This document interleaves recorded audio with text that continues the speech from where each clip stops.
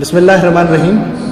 دوستو، آج کے سیشن میں ہیں ہمارے ساتھ جناب محمد زین العابدین منصوری صاحب، اور آج ہم ان کے ساتھ حدیث جو کہ ایک سورس آف نالج ہے اسلام میں، جس کے تھرو ہم ڈیرائیو کرتے ہیں ہم اپنے کانسیپٹس کو، اس کے بارے میں ڈسکس کریں گے۔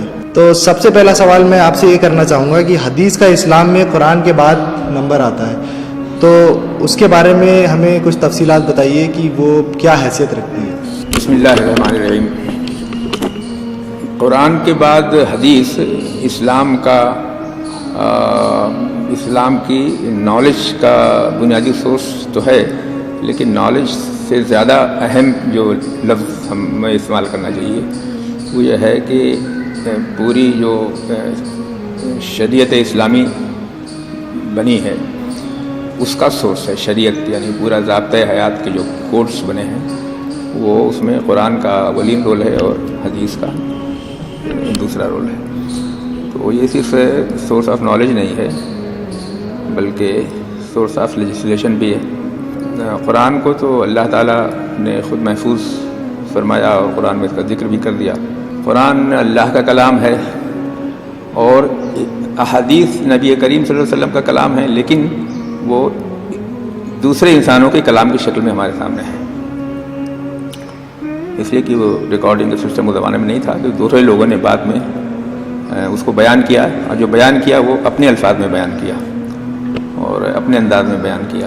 اب کوشش یہ کی گئی کہ وہ بیان کرنے والوں نے بھی کہ انہی الفاظ میں بیان کریں جن الفاظ میں حضور صلی اللہ علیہ وسلم سے وہ الفاظ سنے گئے تھے۔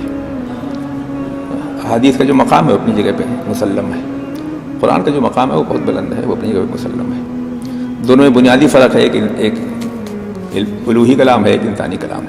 صرف قرآن اگر ہمارے پاس ہوتا اور حضور صلی اللہ علیہ وسلم کے اقوال نہ ہوتے اور آپ کی سیرت نہ ہوتی تو اسلام سے ہم مکمل رہنمائی نہیں لے سکتے تھے۔ تو یہ ان محدثین کرام کا ہمارے اوپر ایک بہت بڑا احسان ہے کہ انہوں نے پوری زندگی کھپا کے حدیث کا مواد اکٹھا کیا، اور پھر اس مواد کو جو انہوں نے ہم کہہ سکتے ہیں کہ جو ایک را میٹیریل ہم کہہ سکتے ہیں جو اکٹھا ہوا، اس میں پھر انہوں نے چھانا پھڑکا اور اس کو اسکروٹنائز کیا، اس کو صحیح ہے یا غلط ہے جو بات کہی گئی ہے اس کو جانچنے کے لیے انہوں نے معیار بنایا۔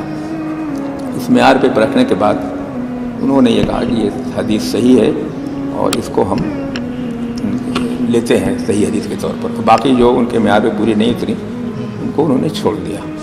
اب ہمارے سامنے اس وقت جو کئی صدی سے جو مجموعے احادیث کے ہیں وہ 6 مجموعوں میں ہیں جن کو ہم صحاح ستہ کہتے ہیں، اور اس پر پوری امت کا اجماع ہے کہ صحاح ستہ صحیح مجموعے ہیں صحیح احادیث کے۔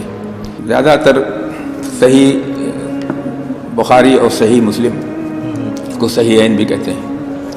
بہرحال ہماری سمجھ میں نہیں آتا کہ جب ساری احادیث کی کتابیں صحیح ہیں صحاح ستہ، تو پھر صحیحین کیوں کہتے ہیں صرف بخاری اور مسلم شریف کو۔ پھر آگے ہم اگر دیکھتے ہیں حدیث سائنس کی پوری تاریخ میں، تو اس پہ ان احادیث سے صحیحہ جسے ہم کہتے ہیں اس پر بھی ہمارے علماء حدیث نے کلام کیا ہے۔ تو یہ تو قرآن اور حدیث کے بارے میں مختصر آپ کے سامنے ہم نے چند باتیں رکھی، اور باقی کچھ باتیں آئندہ انشاءاللہ آپ کے سوالات میں آئیں گی۔